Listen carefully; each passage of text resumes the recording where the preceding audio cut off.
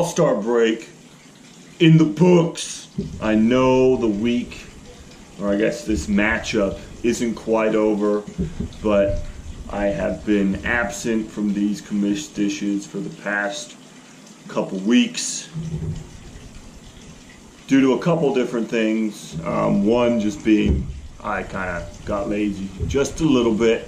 The other being some scheduling issues with a couple members of the league. You know who you are, you know what you need to do, you know what you need to fulfill. Some bets that have not been resolved, which is I don't know if it should be punished. Should they be punished? Comment below if you haven't resolved a bet for the past few weeks, if they should be punished further.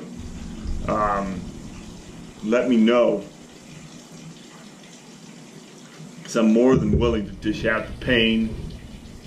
So since it's kind of midway through this matchup and the All-Star break just ended, the Cubs and the Cardinals were the only game going tonight. Everything truly starts back up tomorrow. I thought we would do something a little different for this Commish dish. First off, we're going to talk about the standings at the All-Star break. For the Galactic Empire, Joby, you're leading with a record of 9-5. So you have won 9, lost 5. And for your last 4, you're 2-2. So 500 for your last 4 games. Bro comes on, I become such a different person. You're like, and now introducing. So Joby, based on what you know right now of fantasy baseball, how did you do last week? Not that I know the stats or anything. That was pretty poor. It was piss poor. Piss poor performance. So did you think you lacked prior preparation? Yes, well, no. I gave up mid-week. So I'll tell you what, prior preparation prevents a piss poor performance. Thanks, Dad. I got a weird float going. Yeah, you need to get right. What are you doing? How are you lounging right now? It's actually quite comfortable. Get right. Maggie, you're tied with Jack at 7-7, although I don't know if you must have the point advantage over Jack because you're ranked second in that division. But for your last 4, you're 1-3. 3 losses to that 1 win. Jack, 7-7, as I just said. For your last 4, you're 2-2, so batting 500 for that. Congratulations. And Brian, you're 5-9, but for your last 4 games, you're still 2-2. So that's you're batting 500, good record. Congratulations. Brian, I owe you some kudos too. We're going to get to that later, but you've got some shit coming your way, buddy. And then in the Rebel Alliance, I didn't know this. I lead the Rebel Alliance with a record of 9-5, but I am 4-0 over my last 4 matchups. So I've got that going for me, which is nice. Max, you're 8-6 with a 2-2 for your last 4. Jamie, you're 7-7, 1-3 for your last 4 games. And Taylor, 4-10, but you're 2-2. So looking up, 500 for your past 4. Good job there. And now I'm going to talk about the top players for each position and whose team they're on, which is telling. I mean, again, this is a close season. No one's really running away with it. Brian and Taylor, you're both definitely not out of it. Brian, you're only 2 games out from a playoff spot. Taylor, 3 games out from a playoff spot. So it's close. There's still a good amount of games left, matchups left. So, I mean, no one is out of the running and no one has it locked quite yet. But the top 3 players, and this is by points only, in the catching spot, the number 1 catcher is JT Realmuto, kind of an unknown guy because he plays for the Marlins.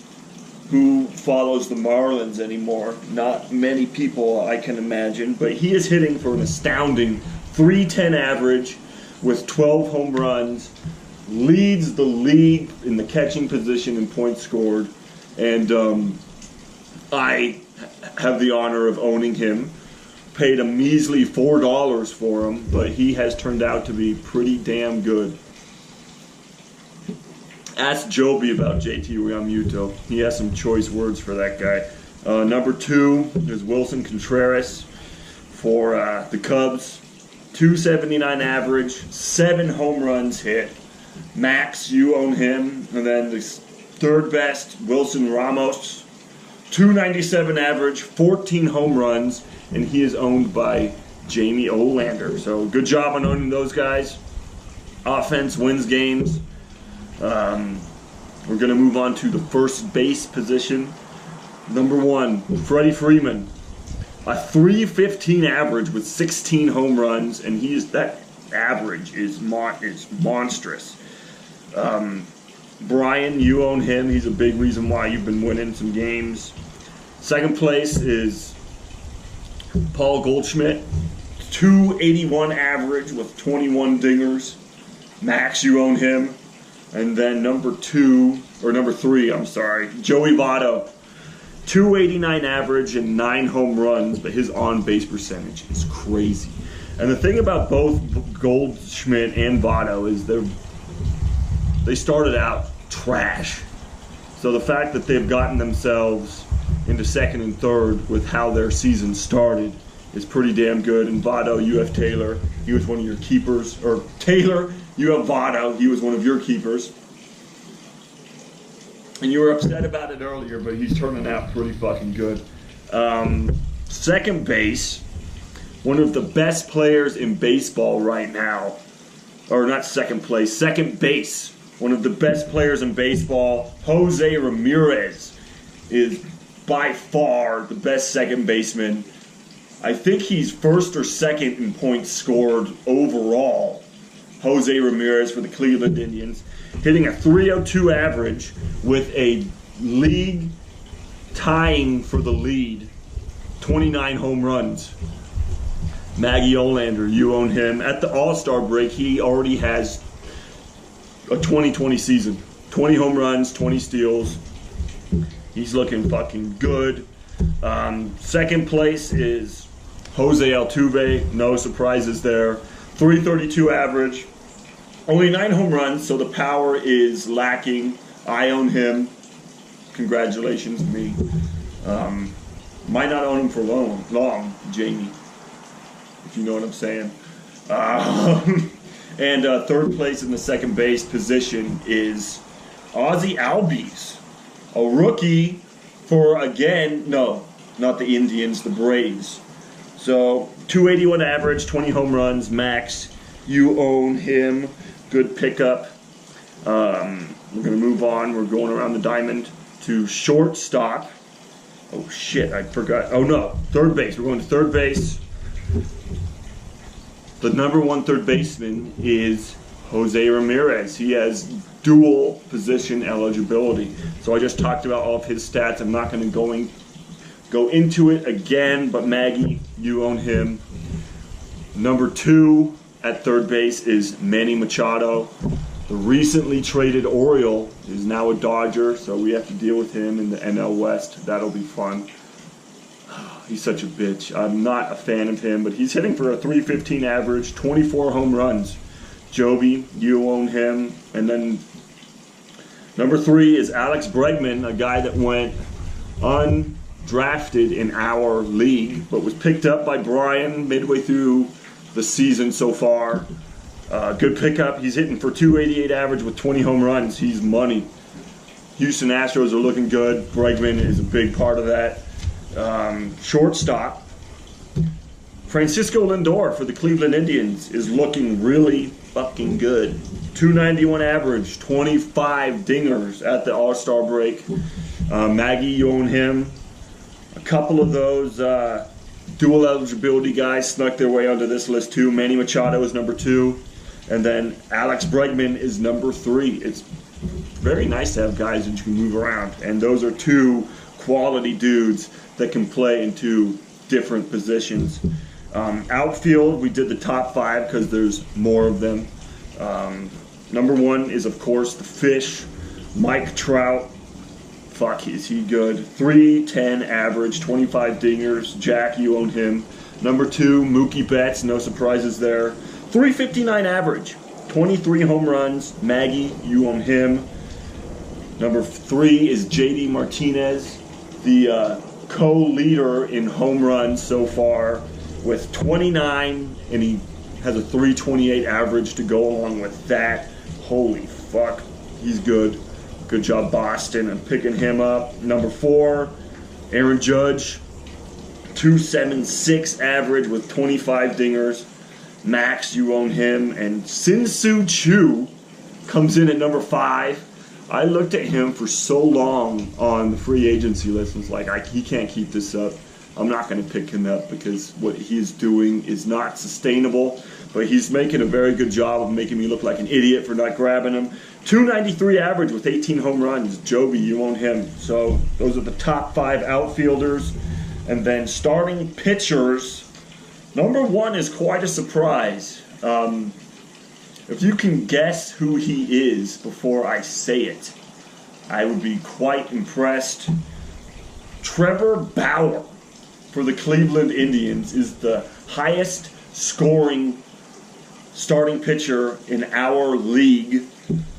He has only allowed 6 home runs throughout the entire season thus far. And to go along with it, he has struck out 175 guys. Brian, you own him. I think he went for cheap because no one expected him to do what he is doing right now. Holy fuck, is he good. Definitely, he was an all-star. He's kind of a weird dude. Read up on some of his like Twitter posts. Very controversial guy. He likes to stir the pot for sure. Number 2, no surprise, Chris Sale allowed 10 home runs with 188 strikeouts. Jamie, you own him. Number 3 is Verlander for the Houston Astros. A little high on the home run count. He's allowed 16, but 172 strikeouts. Joby, you own him. He's been a really good veteran because he's getting up there in age, but holding it down in Houston. Number 4, Max Scherzer. Again, high on the home run count. 15 home runs allowed, but 182 strikeouts. Jack, you own him. And then number 5 is Aaron Nola with 6 home runs allowed and 131 strikeouts. Jamie, you also own him. You know, we both know that your team lives and dies by your starting pitching. The reason that is number 6, I think, is Luis Severino, also owned by James. So his pitching is really fucking good. Watch out for Jamie when you play him. His pitching will kill you. And then we're going to talk about relief pitchers. Not all of these guys are closers, but I did make sure these guys are not dudes that start games. These are true relief pitchers. The top 5 highest scoring relief pitchers that do not have a start on the season. Edwin Diaz has been untouchable for the Seattle Mariners. He's only allowed 2 home runs, but has 36 saves. 36 saves. Max, you own him. Number 2 is the very controversial now Josh Hader for the Brewers. 4 home runs allowed, 7 saves, 14 holds. He's kind of a guy that'll come in and pitch 3 or 4 innings for his team. But he is a relief pitcher, just not your run-of-the-mill closer guy. But more and more guys, he's like the Davinsky of last year. More and more dudes are doing that. More and more teams are bringing in that reliever that can give you 3 or 4 shutout innings, and he's just collecting the saves and holds while going through that. But needs racial sensitivity training due to a couple tweets he put out when he was 17. But MLB has taken some grief for that and has decided he needs racial sensitivity training. Sorry, Josh Hader. got to be careful about those tweets. Look it up. It's pretty interesting. I don't want to go into it here because it's very controversial. Number 3. Oh, Maggie, I didn't know if I said this. You have that Josh Hader fella. Blake Trenton for Oakland is number 3. 4 home runs allowed, 24 holds, 24 saves. I'm sorry. Taylor, you own him. Chapman for New York, no doubt was going to have a place on this list. 1 home run allowed, 26 saves. Taylor, you also own him. And then Craig Kimbrell has only allowed 5 home runs, 30 saves. Brian, you own him for the Boston Red Sox. And that's all I've got so far. I'm going to get back on this this Commish dish train for you guys. And we're going to keep it going through the end of the season. We're getting close. All-Star break is done. It's getting to be crunch time, like win or go home for some teams. Taylor and Brian, really. That's who I'm talking to there. But Brian, your team has been on a fucking roll lately, putting up some major points, and that's all I got. So keep it going. We're getting close. I got burned out for a bit, but I'm back on the Commish dish train. We'll get it going. As co-commissioner, what do you think? Did you see the points Brian Mall put up last week? I think he got the he might have the golden bat. I think he did. He put up the most points he's ever put up in any season. It was ridiculous the amount of points he put Had up. I not started Nick Pavetta, Pavetta I fucked might you. have had a fighting chance. Negative 40 something? Yeah, In like 2 weeks. it was bad. It's been a bad 2 weeks. Brian, you did well. Kudos to you. Co-commish dish. Ouch. Out.